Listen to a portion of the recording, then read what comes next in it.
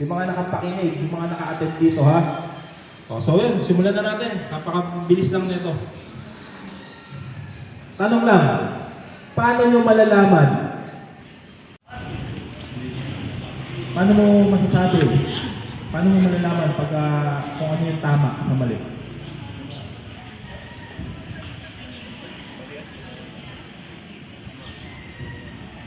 Pag mo sabi, yung pagka yung sa tama, pagka may natutulungan na ibang tao tayo.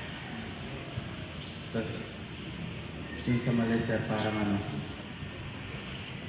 yung may natatapakan na ibang tao sa... Yung helmet, wala kayong lisensya. Gusto niyo mag-motor eh. Masarap mag-motor, di ba? Eh wala kayong helmet, lisensya. Nahuli kayo ngayon ni Kuya Leo. Impound natin yung motor. Okay? Lahat yan na, lahat ng decision niyo sa buhay. Given the 6th day of December 2025 at Barangay Bambang, Bukawi, Bulacan, signed by our FP Kagawad, Trisha Cataylo, and MC Chairperson, Beverly Mateo. Tinatawagan ko po ang lahat ng FP po sa harapan para po ikawan ng certificate. Tinatawagan ko na po. May consequence. Okay? Tandaan nyo na, libre nyong gawin, yung gusto nyong gawin. Oh. Pagka ikaw naglaro ka simula umaga hanggang hapon. Diba? Tingin nyo yun. Naglaro sa umaga hanggang hapon. Eh ngayon nagalit yung nanay ka. May consequence. Nagmotor kayo, wala kayong helmet, wala kayong lisensya. Gusto nyo mag-motor. Masarap mag-motor, diba? Eh wala kayong helmet, lisensya. Nahuli kayo ngayon ni Kuya Leo. I-improve natin yung motor nyo. Okay? Lahat yan na, lahat ng decision nyo sa buhay. Libre nyo naman, malaya nyo naman yung piliin. Okay lang yan kahit hindi niya ako pinili. Diba? Kahit hindi niya ako pinili. Karapatan niya yan eh. Pero yung consequence na nawala sa kanya, nawala sa kanya si Kuya Leo, diba? Si Kuya Leo to. Wala na yung kubali mo dito. Nasaan na?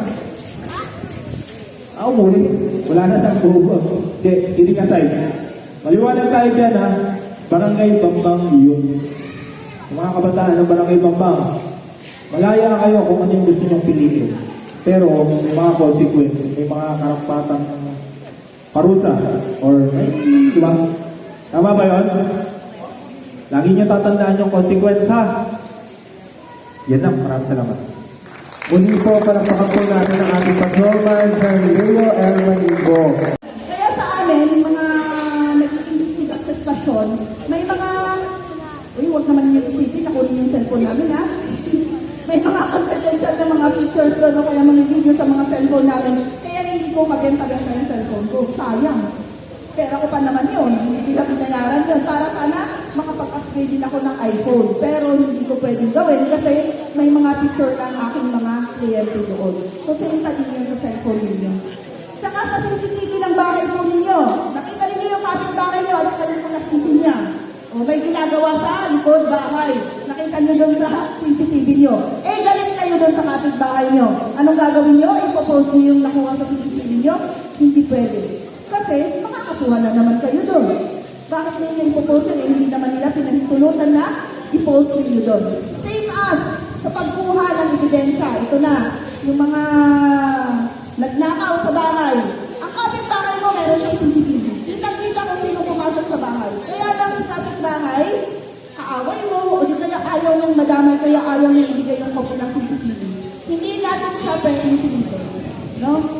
Yun yung lagi kong inaano, yun, at saka nagkakaproblema din kami kasi nga sa Privacy Act po, hindi po pwedeng kuhanin yung CCTV ng kapitbahay kung hindi siya papayag na gamitin yung CCTV niya as evidence in court. Pero yung CCTV ng barangay, hindi pwedeng sabihin ni barangay na ayaw niyang ibigay sa inyo kasi consider na siya as public. Ang muli po, palakpakan po natin ang Sir John Leo Manibo. Yan, ano po, ulit, magandang umaga. Kasi tayo sumakasama natin sa BFP. Magandang umaga. Kunting paalala lang din po, ngayong December is not sineselebrate natin yung Human Rights or Human Rights Month. Lahat naman tayo regarding to, ako, HRAW personnel, konting paalala lang bilang mga karapatan pantao. Lahat tayo may karapatan. Okay? Pati yung mga nakakulong sa akin, may mga karapatan din sila. Kami, mga kapulisan, mga uniform personnel, kung ano yung karapatan ninyo, is karapatan din namin. Okay?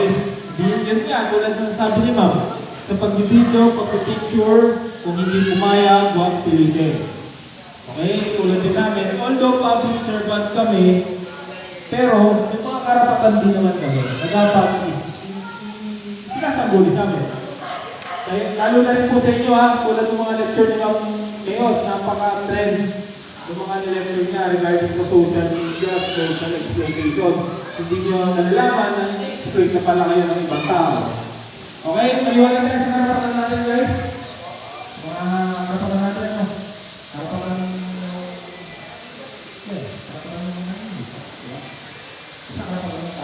maraming salamat kayo. Thank you so much po ulit, sir. Ngayon po ay nagawa na po sila ng Certificate of Investigation. Ang sila po tinatawagan, Sir John Leo L. Maninco.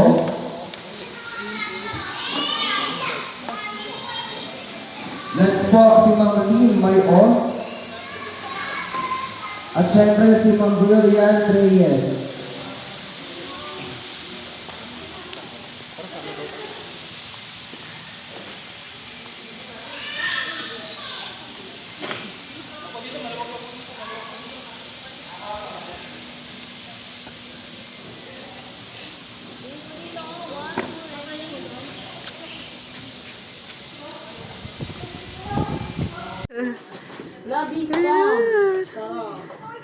Tingnan natin ang laman.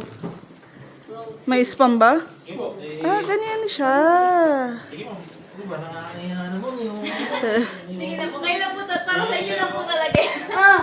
Tapos ang laman. Sobrang naman, nakakanya. Tama na, kumain na rin po. Sabayin nyo. Ang laman ay emergency mask.